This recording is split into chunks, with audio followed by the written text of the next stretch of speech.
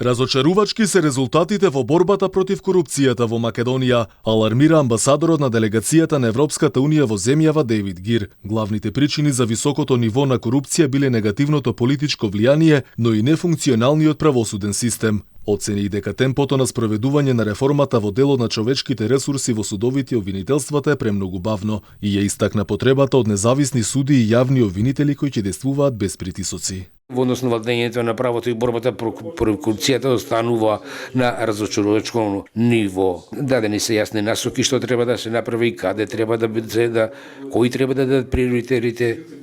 Но досега, и тоа го знаеме веќе долго време, но досега премалку е постигнато. Од горско искуство дека со сите последици што корупцијата ги има во поглед на владењето на правото, инвестициите, и работењето на предпријатијата, на луѓето, на чувствата на луѓето за правичност, справедност и државните институции. И додека евроамбасадорот алармира дека состојбата во Македонија не чини, само 10% од планираните активности од националниот план од националната стратегија за спречување корупција биле реализирани, а причина за тоа била слабата посветеност на институциите, признава вице-премиерката задолжена за добро владење. Треба многу посериозно и многу посветено да институциите да си ја превземат одговорноста за исполнување на обврските кои што се наведени заедно со нив. Тоа се детектирани активности заедно со институциите кои што се согласиле, детектирале дека е тоа потребно за нив и заради тоа треба да го спроведат колку е можно побрзо.